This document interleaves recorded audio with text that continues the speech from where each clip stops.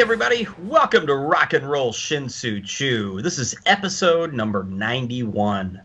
My name is Gabe Estel. I'm here with my co-host Dennis Levi Leach and Jonathan Getz. How's it going, fellas? Good. All right, good. I'll take it. All right, so tonight, we're going to dig right in here, and tonight this is a B-side episode, so we haven't done one of these in a while, and what a B-side episode is it's sort of a shorter episode where we take a stab at sort of a narrower topic, and this one is particularly close to our hearts tonight. Sort of a part two, if you will, to a previous B-side that we had about 3 years ago. So back in 2015, we shared our thoughts on one of our favorite bands, the Black Crowes' breakup, which unfortunately played out in the press, etc. And the band was just about to celebrate their 25th anniversary when that breakup announcement was made. A lot's happened in Crowes' world since that episode 3 years ago. Rich Robinson released a notable solo record, Flux. Steve Gorman, drummer Steve Gorman, moved to big-time sports radio on Fox Sports. Chris Robinson has continued his voyage with the Chris Robinson Brotherhood. And, unfortunately, we lost the great Crowes keyboardist Eddie Harsh back in late 2016. But perhaps the most exciting development emerged when Rich Robinson, former guitarist Mark Ford, and bass player Sven Pippian reunited to form the Magpie Salute, a big old collection of musicians celebrating the music of the Crowes, as well as a forum to highlight Rich and Mark's respective solo work. The Magpie Salute, however, are not the only folks singing Crowes tunes right now. Recently, Chris embarked on his own Crowes venture, As the Crow Flies, which consists of former Crowes Audley Freed, Andy Hess, Adam McDougall, and promising young guitar upstart Marcus King. Tonight, we'll share our thoughts on all these happenings and help you navigate this post-breakup mad world for us Black Crowes fans. All right, fellas. So, again, as I mentioned in the intro, a lot has happened in those few years, so certainly there hasn't been any shortage of news. I'll just ask you guys now, because we've talked a lot about Magpie Salute on this podcast. Obviously, I think it's safe to say all three of us are fans. And then this tour that Chris went on, As the Crow Flies, started about a week ago. Got a handful of shows under their belts, so I wanted to see what you guys' thoughts were on this. Anybody want to chime in? I'll start. Yeah. Gabe, you sent the set list, one of the first set lists from As the Crow Flies earlier this week via text, and I looked at it, and I thought it was a set list from the Sold Out tour from circa 1999.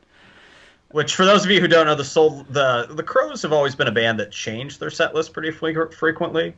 But for a little over a year there, much to our chagrin, they did not. And they were playing just kind of the same set list most nights, or just set lists that varied very little. And it was kind of sort of at least from a live perspective, kind of a disappointing era for many fans. Sorry, just throwing that in there. No, I assume most of the people who will listen to this will know what we're talking about. Maybe not. But actually, I wouldn't mind taking a quick step back let's go back to that time in 99. Okay. And By Your Side came out. And we were genuinely excited about it, and rightfully so, because this was the first album post Three Snakes. After losing two longtime members too. You know? Right. Yeah. And so you didn't know what's gonna be this next step, and Three Snakes was one of my favorite records of all time, and so I mean they could have put out an album of Hanson covers at the time, and we probably would have eaten it up. And we did eat up By Your Side initially, and then it kind of started to settle in, and you go back to it, and you start to recognize the Only a Fool and the Horsehead, and for kind of what they can be, what they are or aren't.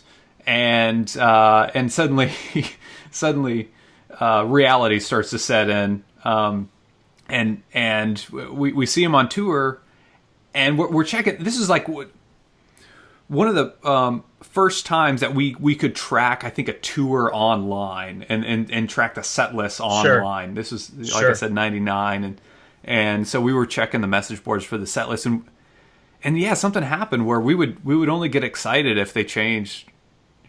We would only find reason to get excited if they changed like 2 or 3 songs at some point in the set. It was all over. Yeah, it was all over the message boards too. Like all longtime fans were like, "What the fuck is going on?" What was the website? It was blackcrows.net, right? Blackcrows.net, which is still active. Well, I shouldn't say it's still alive. Generates about 3 posts every 4 months. But yeah. Well, I remember one I used to go to was like crowsbase.com. That's like all the set lists. Yeah, that's still active, yeah. And they include all like the solo and side projects in there as well. Yeah, it's a good site. Jonathan, what you described to me sounds like, when you're talking about By Your Side, the Phantom Menace effect, if you will, which also came out in 1999. So there were 2 major disappointments in my life in 1999. Everybody was pretty jazzed for that when it came out, and then. You're like, on second viewing, okay. On third viewing, yeah. So, yeah, I agree. Yeah, and seeing them on that tour, sure they rocked and everything, but something was definitely different, and it's very different. Yeah, we were having to kind of settle. So that's a flashback to '99, and that's the set list you sent me on Monday was what I thought I was seeing, and it was, I guess, not totally surprising, but still a little disappointing. Yeah. I can't tell if that's your cat objecting to or defending the 1999 set list. Yeah, absolutely. Marla's objecting. Yeah. She's like, this is bullshit. There should be no wiser time without Rich. Yeah. Right. Yeah, it was weird. It was because, like Chris right now changes his. His project. That's pretty jammy and free form. Go ahead, Levi. I'm sorry, man. I cut you off. I was going to say, the album right after that, Lions, is kind of bittersweet for me because I really like it a lot. There's some really good songs, I think, on that record, and I like Audley, and I like his playing on that record. Yeah. And I don't know. I hate now that it's all come down to, taking sides. But you don't have to take sides. But like, I think I think in an interview, maybe Rich has already said, his best argument is I've got Mark Ford. Right. Right. And it's tough to compete with that. That era of the Crows, where it was just all seemed FM single coke fueled, like kicking my heart around, man. Kicking my heart around, and then what was the one? Go Faster, and then it was like they worked with a producer named Kevin Shirley as well, and he had worked with Aerosmith during that era. Yeah. And I don't mean that as a compliment, because Aerosmith, like, it sounded way too slick and polished, and they're super polished. That Nine Lives record, I'm not sure if he was the one that did that, but that's, I think he did, around that same era. It was just super polished, and then to me, those 2 songs that I mentioned, just Go Faster and Kicking My Heart Around, just come off as like the worst fucking mail it in like Stones impersonations. And granted, the Crows have always had that. People have always said they're kind of imitating the Stones or whatever, but like those 2 songs on that record basically sound like it was just like, hey, let's write something that sounds like the Crow or the Stones and get it on the radio. Well, By Your Side sounds exactly like Tumblin' Dice. True. The song By Your Side. Yeah.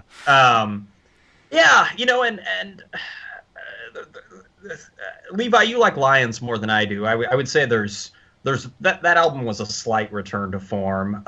It's a little more psychedelic, obviously. I think that's the part I'm drawn to. Yeah. Well, that said, we bring this up because, as Jonathan had mentioned, the As the Crows Flies set list so far have been pretty stale. They've only like swapped out a couple tunes, and they're relatively short shows too. It looks like, obviously, I'd assume Wiser Times. It looks like it's like still like 15-minute song.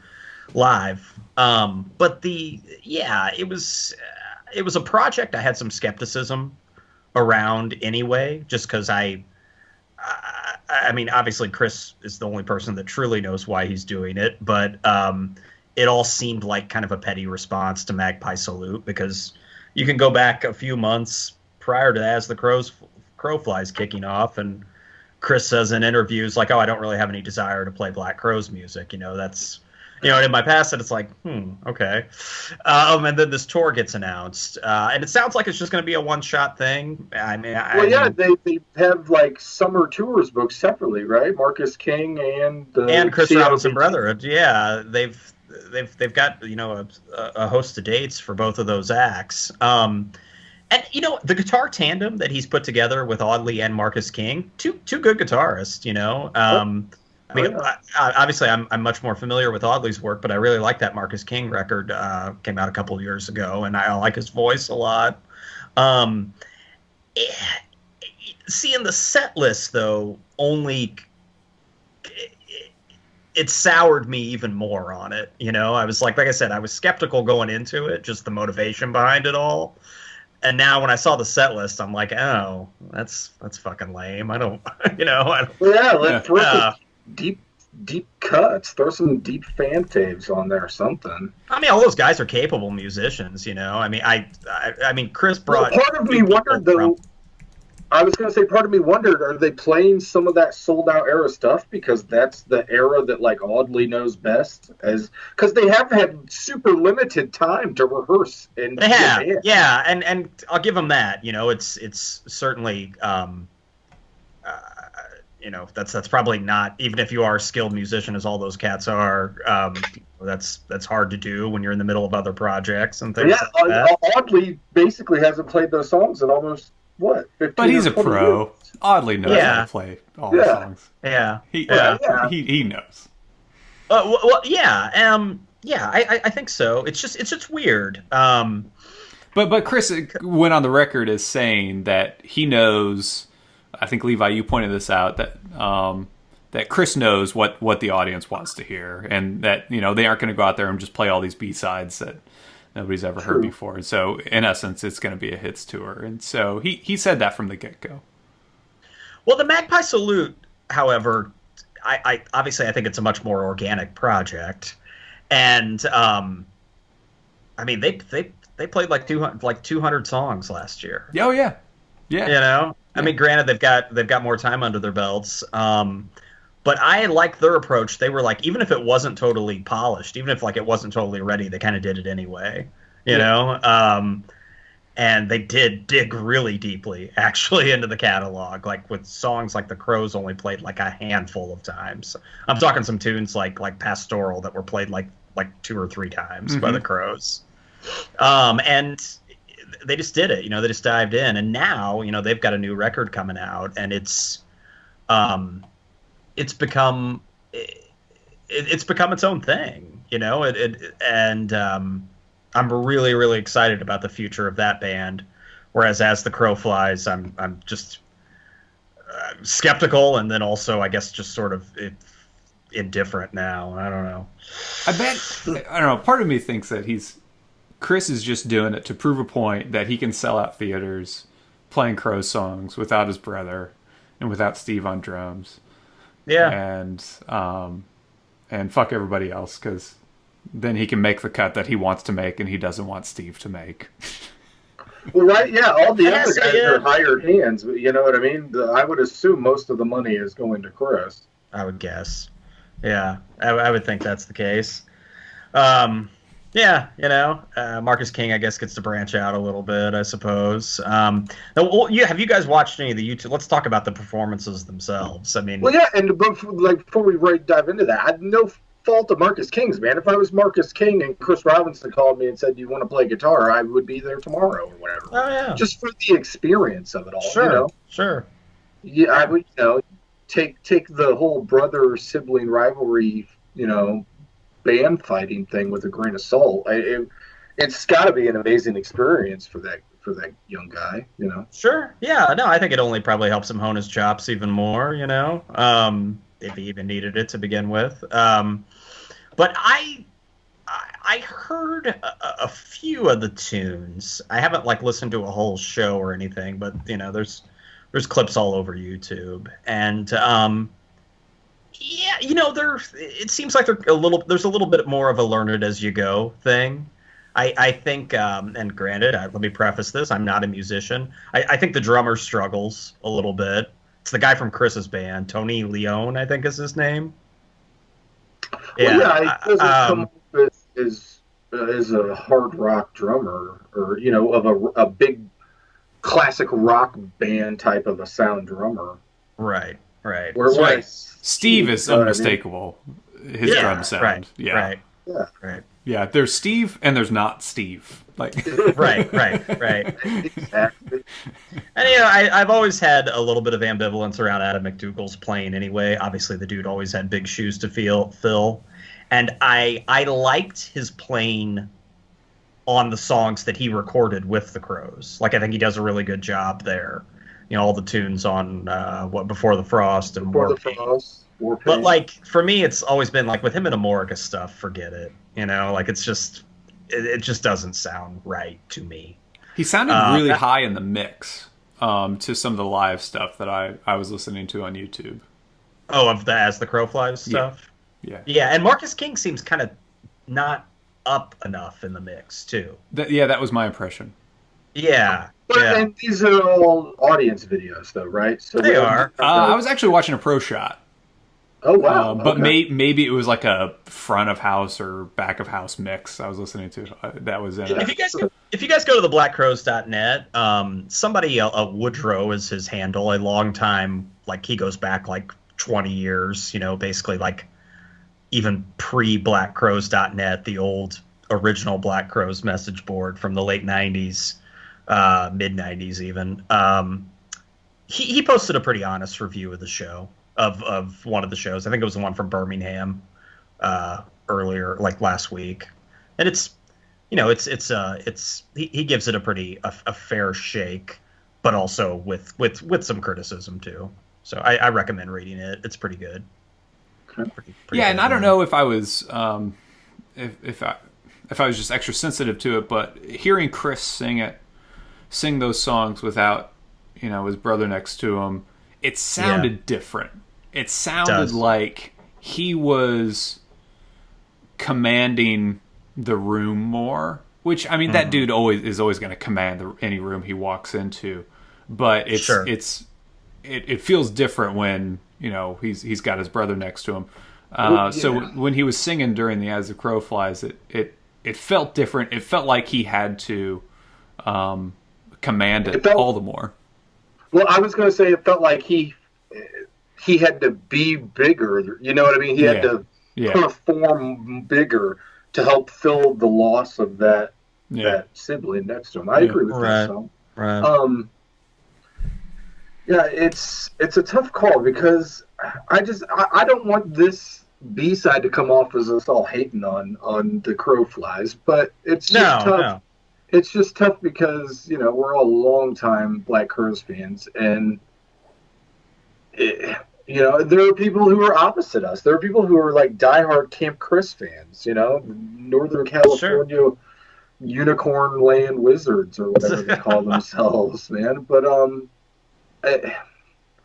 I just hate to see them fighting, and I hate that it makes it to where we kind of have to choose, and then I hate it to where we have to pit guitarists against each other. No, right. No. I guess the solution would be, you know, enjoy both of them for what they are. I guess you've got two bands playing some of our favorite band's music right now. You know, and I wanted to.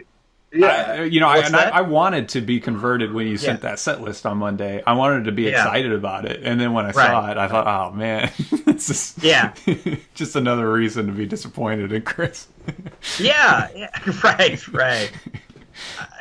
You know, he's still, he's still a captivating presence. You know, I mean, he always will be, and he sounds good vocally. Sure, you know, I mean, you know, he seems healthy, will, you know? So that's good. Yeah, and like Levi said, I don't want this to turn into like an As the Crow Flies bashing episode. If you're going to those shows, like, have fun. Like, I mean, seriously, like, enjoy it. But it's just something that I don't know. I just we can't help but to try to interpret it in the full context of everything, and from the jabs that Chris has made about Crow's cover bands and to him asking Steve to take a pay cut, you're just automatically skeptical of him. But I'm always ready to be won back, and I would immediately drop everything to go to a reunion tour show. Oh yeah, absolutely. Yeah, I still hope that happens. I'll call it right here on tonight's episode: Black Crowes Reunion Cruise 2025 Bahamas.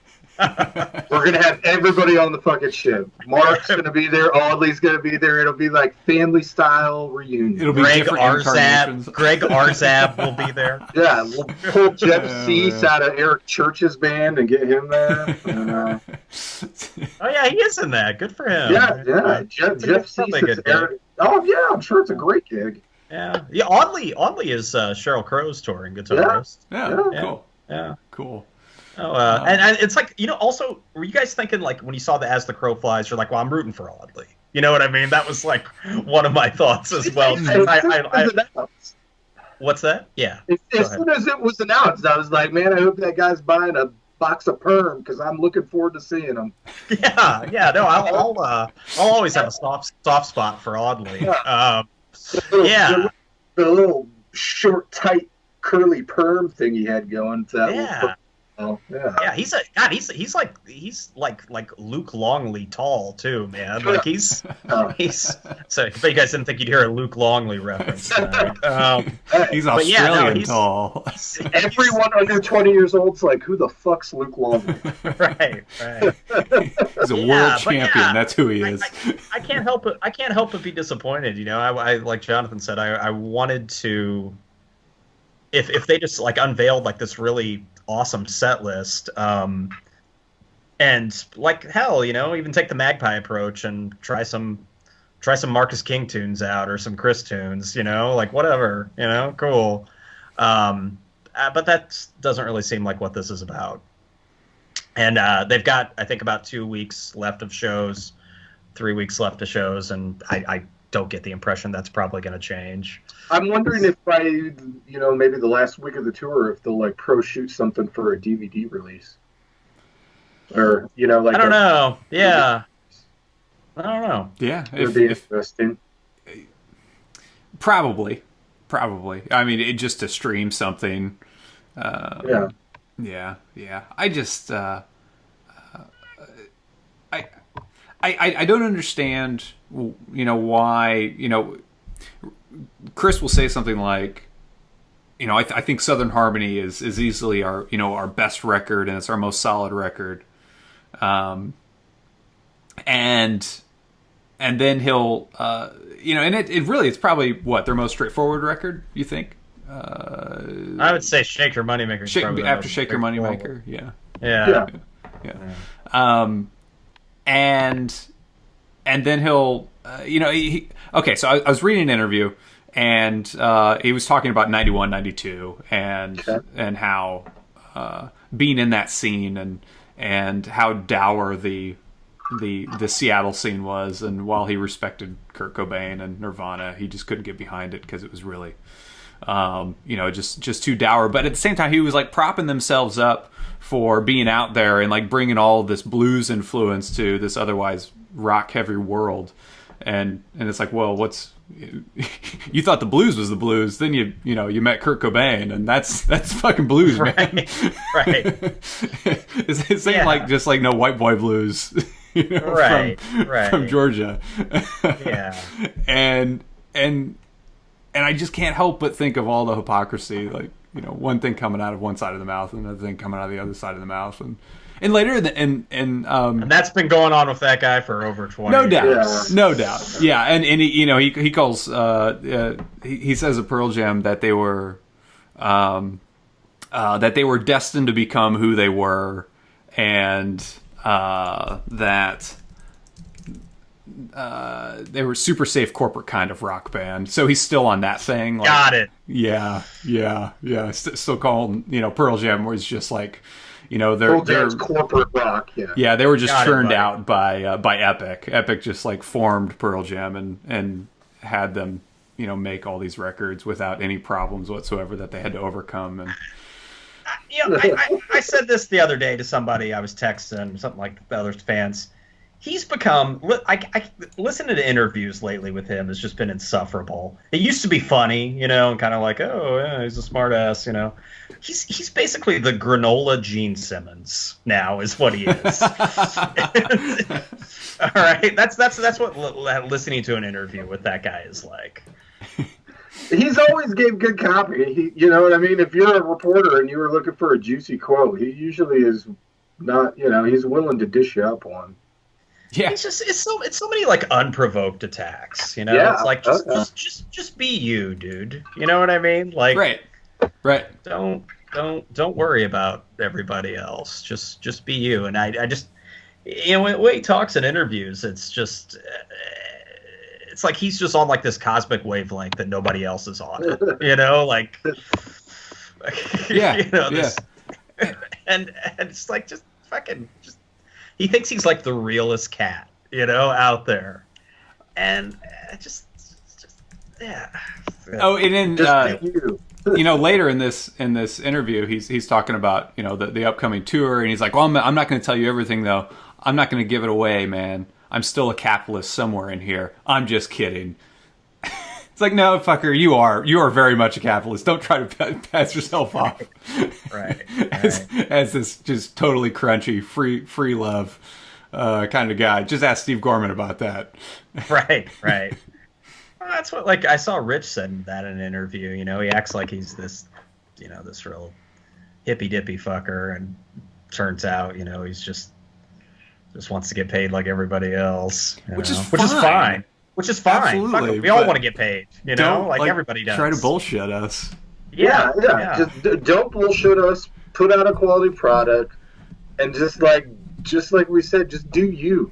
Like he harkens back into a time in like the '60s when it was like all these traveling bands, roadside bands, like the Hawks, the band, the band, like they. You're playing all these dates every night in all these clubs and bars, and it's my band's better than your band, and my band can kick your band's ass. Right. And it's like this whole like old school mentality that he has. Yeah, and nobody else is playing though, and that's what makes it sound so stupid. Right, is that like nobody's talking about him? Nobody hardly does that anymore. It's like him and Billy Corrigan are the people that do that still. Yeah. So he's like Ty Cobb, basically. Yeah, he'll go at your throat with the spikes, man. Yeah. Like, whoa, Chris, it's not that kind of game anymore. To go more optimistic, I don't know about you guys. I am genuinely excited about this Magpie Salute record, though. I'm very, very excited. Obviously, I'm a fan. I saw him live, and it knocked me out. The vibe was great. Everything. Yeah. What's that? The Red Room show was excellent. Yeah, it was a good time. Go ahead. It was a little cold, but like the crowd was still super into it, and the set list was nice, and it sounded good. I think John Hogue sounds great too, and he's putting his own spin on things, and now they're gonna have their own batch of tunes to play, and they were playing Rich's solo stuff and Mark's solo stuff, which is really strong too. Somebody said like the other day, like because like now it's like Rich is like posting photos of Mark on Instagram, like that's my guitar brother, and like one of the comments was like, I really hope this Rich Mark love fest continues forever. I'm like I so feel the same way. I know. I'm like, if those two guys are happy, because that's all I wanted. I wanted those guys to play again. The world feels like it's got a chance when those two guys are in the same band. Yeah.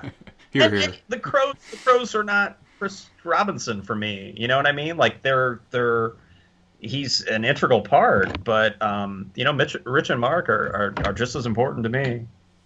Yeah. It'd be great to have Steve in there too, but I understand. Yeah, absolutely. Steve's got a more stable, less drama-filled gig. Right. Yeah, absolutely. Just start saving now for the 2025 cruise. Tickets are gonna be expensive. Without Ed too, we'll never have a true reunion. In my opinion. Right. Sadly, it's super sad for sure. Yeah. Oh. Okay, like bonus question, pop quiz. Who would you have play if Adam McDougall's not playing the Crows reunion cruise? Who would you have? So I can just pick anybody. Any piano player, keyboard player. Steve Winwood. Fuck it. Steve Winwood. Yes. Yeah, I can see that. Yeah. Yes, they did the encore, low spark encore. Let's do it. All right. I go for Empty Pages. Something new. I don't know. Chuck Leavell. That was gonna probably be my pick, man. I would like Chuck Yell. It's a tough call. Not along the same lines. You could probably throw Hornsby in there. That guy seems like he could play with almost anybody. I don't want it to get too deadheady. You know what I mean? Yeah. It gets Chris to do the cruise. Maybe. I don't know. I'm working on that. I'm going to start a promotions company and get this done. Right. I don't want to hear. I don't want a 20-minute. That's just the way it is, Levi. All right. Okay. Come on now. We get a 20-minute. Go tell the congregation. That'd make you happy. How about the dude from My Morning Jacket, Bo Coster? Okay. Yeah. Throw a little bit different vibe in there. Yeah, he'd work on the organ. I don't know about I'd be curious to see how he play piano driven tunes. Oh yeah, I haven't thought this out at all. It could be a disaster, but just throwing it out there. I'm going for a big gun. I'm going with Stevie. Right. Let's make this count. All right. Yeah, I want to hear. Fuck! I hope Steve makes tunes. It's another That's another 7 years. I hope Steve makes it. God bless. Winwood? Yeah. He looks healthy. Keeps it moving. Yeah, definitely. He's probably drinking the almond milk and what have you. With the this band, man, Traffic. They've got just as crazy ups and downs as the Christmas. Yeah. Absolutely. Well, shit, man. I also want to tell everybody there's this article as well, which maybe we could talk about it on social media. Jonathan mentioned this interview with Chris, which is from AL.com, which is an Alabama newspaper site, I think. Somebody, a longtime Crows fan that writes for them, ranked all of their studio work. So we're looking at about 115 tunes here, or 125 tunes. It's a fun. We'll share the link. It's a fun view that it's a fun read that I'm sure will spark some debate among fans. It already has among us. Everybody's opinion out there. What they think. Oh my God! I just looked at Descending is number 40. Are you kidding me, dude? Are you kidding me? Anyway, maybe we should have this guy on the show sometime. Maybe we should. All right? Yeah. ask him to convince me to justify these in more than a sentence. I was going to say, you're going to have to hook up a lie detector to him or something and be like, did you really rate Descending 40? Yeah, I was with him on a few, and I think he describes a few of the tunes pretty accurately, which I like. But yeah, once he gets to his top 10, it's basically what As the Crows Fly, like Jonathan mentioned. It's As the Crows Flies is playing. It's like the Nielsen sound scan of all the Crows singles. Basically. Yeah. Which, by the way, too, okay, maybe this is an unnecessary dig. I think As the Crow Flies is a shitty, unimaginative name. It's awful too. Yeah. I do. I mean, it took me a couple of days before I even realized Magpie Salute was kind of was an homage to the Crows in a way. But As the Crow Flies is a little heavy-handed. Right. Yeah, I mean, At this point, you could probably just call it "Not the Black Crows." Yeah. Anyway, you know, it's good. It's good to see Audley again. Let's just. That's my thoughts on it. Yeah. Oh, but anyway. So I'm glad they're all out there still making music. That's absolutely, you know. Note. Yeah. End on a positive note. Well, I agree. One thing I was going to mention before we end the night, you know, they've always had kind of a knack for doing side projects. It's just weird that now, because we talked before the episode about like Foam Foot and Sweet Pickle Salad was like Chris and Mark and some other people. Yeah. And it's just a shame that now it's like side projects under animosity. Yeah, sure. Yeah. But yeah, as you said, it's good to see Audley. So that's the plus out of it. It would be awesome to see like a 3-guitar attack band of like Audley, Mark, and like I don't want to cut out Rich, but like Craig Ross, because aren't they all buddies kind of? I know Craig and Mark are.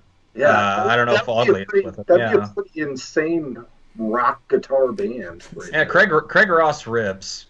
He in my opinion, he was always like not allowed in Lenny Kravitz to do as much as he could. You know what I mean? Like I always felt like if you hear him like jam with Mark or something like that, it'll blow you out of the water. Go ahead. The guy made one of the most iconic. I would say it's probably like it's in my top 1 or 2 or 3 of the greatest guitar solos of the '90s. It's one of the most. As soon as you hear it, it's "Are You Gonna Go My Way?" You know. Oh yeah, he rips that one. Yeah. Solo is one of the most iconic solos of the '90s. It's like a November rain in my book almost. Yeah, I mean, it's not to say like I don't think I like Lenny Kravitz's like, you know, those first 3 or 4 records of his. Everything after "Are You Gonna Go My Way" I think is kind of, you know, kind of indifferent to, or I think some of it's even kind of weak. Oh yeah, but the couple early records, man, are Mama Said's great. Yeah. And "Are You Gonna Go My Way" is a good record too.